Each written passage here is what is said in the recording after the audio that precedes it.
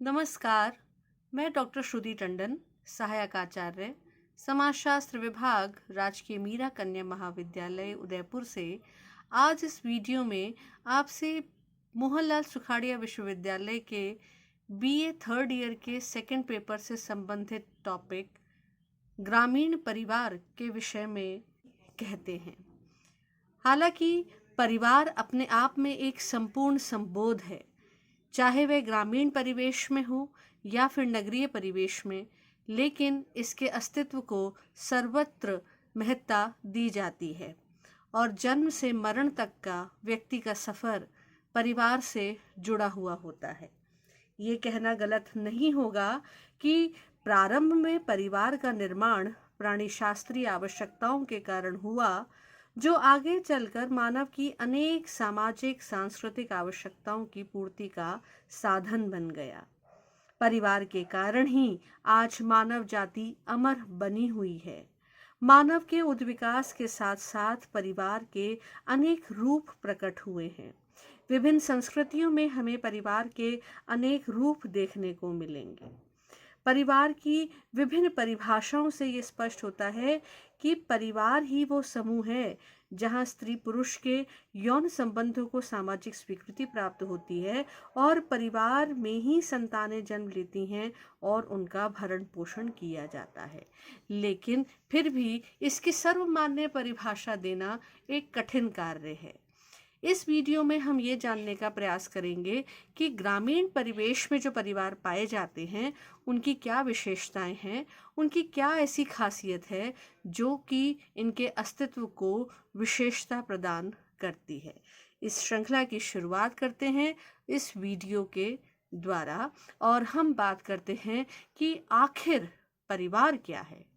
तो प्राणी शास्त्रीय संबंधों के आधार पर बने हुए समूहों में परिवार सबसे छोटी इकाई के रूप में अपनी पहचान रखती है। परिवार को जैविकीय संबंधों पर आधारित एक सामाजिक समूह के रूप में परिभाषित कर सकते हैं, जिसमें माता, पिता और बच्चे सम्मिलित होते हैं और जिनका उद्देश्य अपने सदस्यों के लिए सामान्य निवास, आर्थिक सहयोग, प्रजनन, समाजीकरण और शिक्षण आदि की सुविधाएं जुटाना होता है।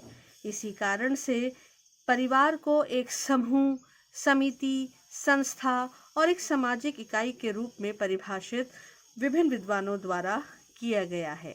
इसके सदस्य विवाह, रक्त संबंधों या विधिवत गोद लिए जाने के कारण परस्पर जुड़े हुए होते हैं। अगर हम बात करें कि परिवार को समिति कब कहते हैं और संस्था कब कहते हैं, तो यह जानना जरूरी है कि समूहों या सदस्यों के संदर्भ में परिवार एक समिति है।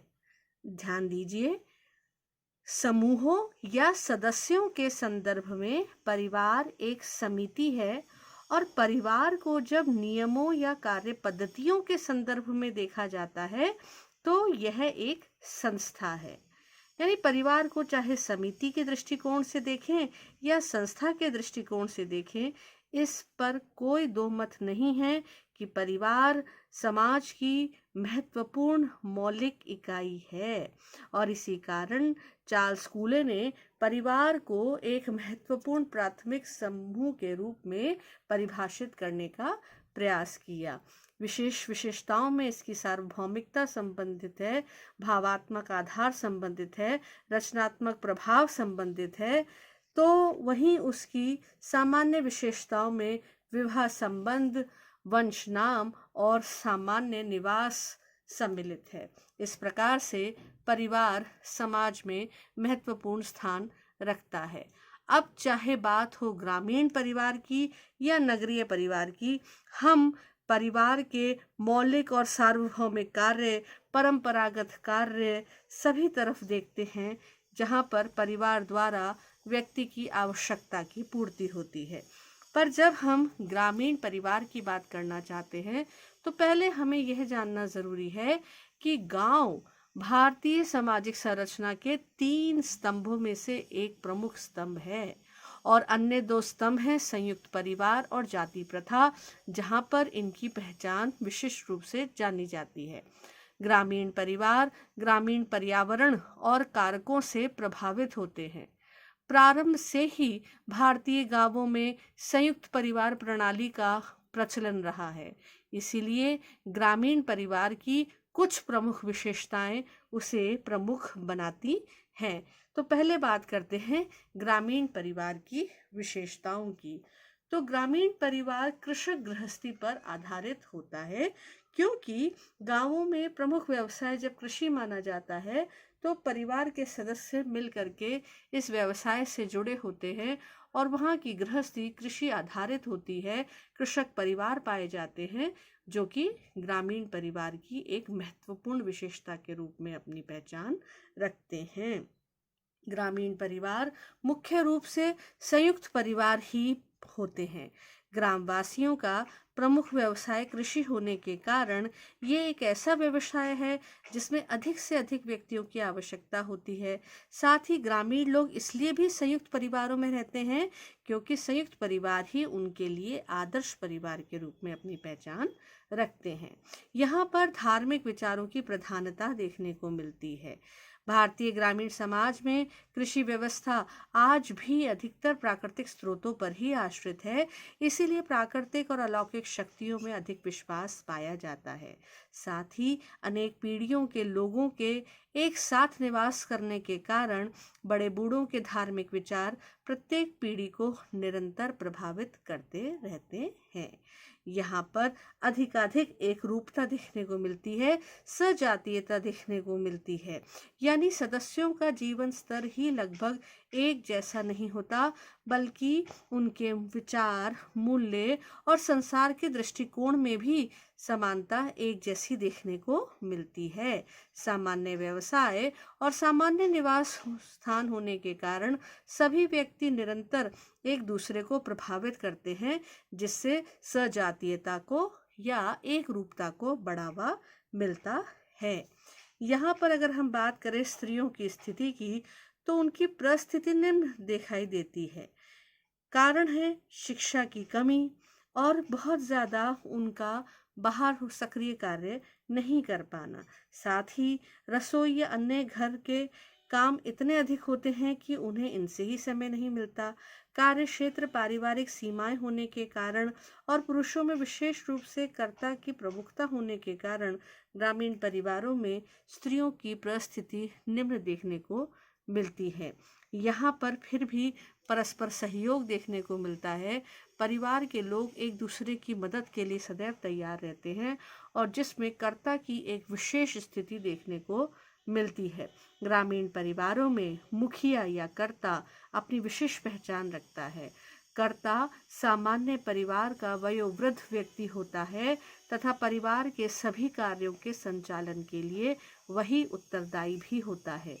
उसकी अनुमति के बिना परिवार में कोई कार्य नहीं हो सकता और जीवन के हर क्षेत्र पर उसका पूर्ण नियंत्रण दिखाई देता है। इसीलिए यह बहुत महत्वपूर्ण है कि ग्रामीण परिवार में जब कर्ता की विशेष स्थिति की बात आती है तो वह यहाँ की प्रमुख विशेषता बन जाती है। यहाँ पर रूढ़िवादिता भी अधिक देखने को मिलती है, क्योंकि संयुक्त परिवार प्रणाली के कारण पूर्वजों की बताई हुई बातों का अनुकरण अधिक होता है। पीढ़ी दर पीढ़ी एक ही व्यवसाय होने के कारण तथा विचारों में समानता होने के कारण भी रूढ़िवादिता अधिक देखने को मिलती है। अनौपचारिक सामाजिक नियंत्रण ग्रामीण परिवार की एक प्रमुख विशेषता रहता है, क्योंकि कर्ता का परिवार के सभी सदस्यों और कार्यों पर पूर्ण नियंत्रण रहता है।